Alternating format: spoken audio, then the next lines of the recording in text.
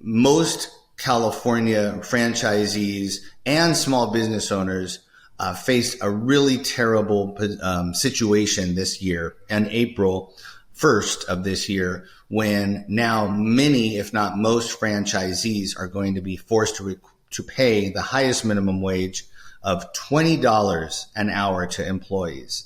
Okay. And I think what we're finding right now, what we're hearing from people already, the Los Angeles Times themselves reported that Chipotle, McDonald's, Shake Shack, so many of these franchisees are now having to shut their doors. They're scaling people back and they're laying people off. So what I think what was intended was to try and help the worker in California, but it actually is having the opposite effect. It's hurting the very individuals they think they're trying to help. So what we found with this is it also creates an unelected board of bureaucrats and labor union representatives to determine not only wages, but benefits and other circumstances for workers in fast food franchises. And we just think that's terrible. People open up their business, their small business, in order to achieve the dream and to pursue their dream, not to have federal mediators or state mediators or lawyers dictate. So not only is this $20 minimum wage already resulting in layoffs and people shutting their doors, but it's putting the specter of fear of other small businesses in those communities that now must compete. It's called compaction. And what happens is when that minimum wage increase goes into effect for those workers, for those entry-level workers, now you're finding assistant managers, general managers, line chefs, sous chefs saying, hey, now I think I'm due for a raise, when very well they may be, but it should be their performance. But now an employer has to decide how to ripple that up, and it just squeezes them out of existence. And we're finding that already. So on the inside, it puts a small business owner in a very difficult position, now having to raise wages on everybody else, when in fact many may not deserve it at that moment, and there should be a process. But on the outside, it's creating extraordinarily difficult competition issues for small businesses there, right? Because many of them have been providing great benefits, providing wonderful wages for their workers, but they can't compete with a $20 minimum wage. And at the end of the day, for them, one of the biggest challenges is holding on to and retaining qualified workers. But many of them can't compete with that kind of skyrocketed wage. And at the end of the day, we find many of them are going to have to shut their doors as well because they just can't keep up with that. And yet the ones across the street that are offering the minimum wage are having to shut their doors. So this achieves nothing other than election year sound bites, optics for people in the Capitol who are on the progressive side, and nobody else really wins here. So we're very sad about this, and we think small business owners deserve better. You know, minimum wage proponents always try to make it sound like that we're trying to lift people out of poverty. You know, first of all, I think it's important to point out that, you know, our NFIB studies alone and other research has shown, first of all, minimum wage earners are mostly teenagers who are there in that job for a short while. There's this constant absurd argument that it is a forever wage that must be increased regularly, yearly, if not by the minute, it seems.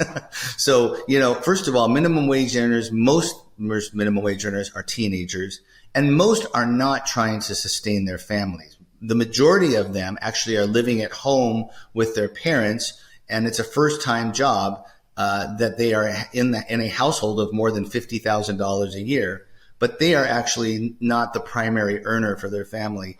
And then what we also find is raising the minimum wage does not lift Californians or Americans out of poverty. A guy by the name of David Newmark, who is a financial advisor for the Federal Reserve Bank of San Francisco, found and made it very clear that minimum wage increases do not pull people out of poverty. They do not beckon the call for more welfare programs. They just have an adverse effect, and they don't get people out from under being, from poverty. Wages in a competitive marketplace will help people do that. And then finally, a minimum wage increase just, benefits a very few number of people while hurting pretty much the majority of others in the workplace. And that means the other workers. What we're finding right now is when these operational costs go up, these wages go up, There really isn't any place else. They've tried to cut overhead. They've tried to cut their rent.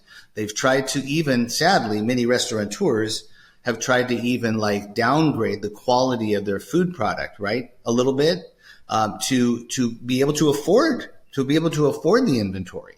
But now what we're finding is that not only the very minimum wage employees are going to be affected, because now they're going to either have their positions scaled back, fewer hours, fewer benefits, but the other workers in that workplace are now suffering. It really sounds sexy to a politician to, be able to, say they're doing the right thing for their workers by giving them more money. But a minimum wage increase is an artificial increase. What employers should be allowed to do is what works best is talk to their workers during their annual performance reviews, give them what they deserve based on their performance, not a government-imposed cookie cutter, one size fits all that hurts everybody. That hurts everybody, and that hurts Main Street. What we found in July of 2023, the West Hollywood City Council approved the highest minimum wage increase and minimum wage rate for a local community in the nation, north of $19.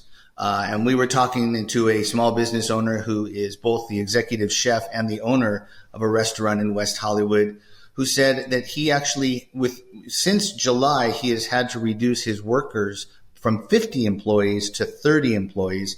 He's done everything he can to try and cut, down on the quality and on the other amenities in the workplace. But now he made it very clear just this last February, he's got to close his doors. So he's closed his doors.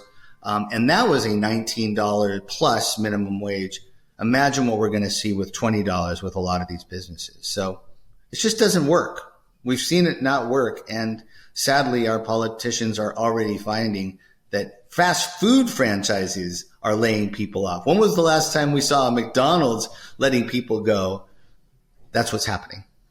A number of other impacts that we're finding with small business owners. Not only, again, are they having to reduce benefits, wages, positions in their workplace and consider closing their doors, but what we're hearing from many of them, and we're seeing in a lot of these, especially a lot of these small businesses like fast food franchises, is more increased automation.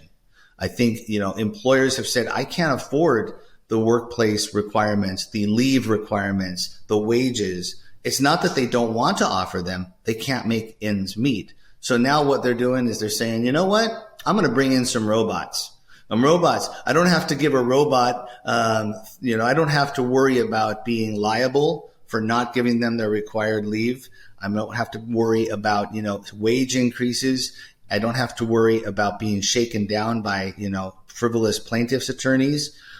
So I think automation we're starting to see on the rise. We're all consumers. I'm sure you've seen that too. I have in some of these workplaces, especially the food places, that automation, these kiosks are becoming more and more. And again, our progressive leaders are always fighting for the worker. We got to protect the worker. But they're the ones that are creating this Terminator, robotic society that I don't think anybody feels, does the kind, wonderful work that a human being does. If you haven't checked out CaliforniaInsider.com, we highly recommend you do that now because we're going to have a lot of news and videos there. And on top of what we have there right now, we are building a really big platform to cover what's happening in California so you can be informed. We're going to have more shows, more videos from all aspects of life in California. Go to CaliforniaInsider.com and we'll see you there.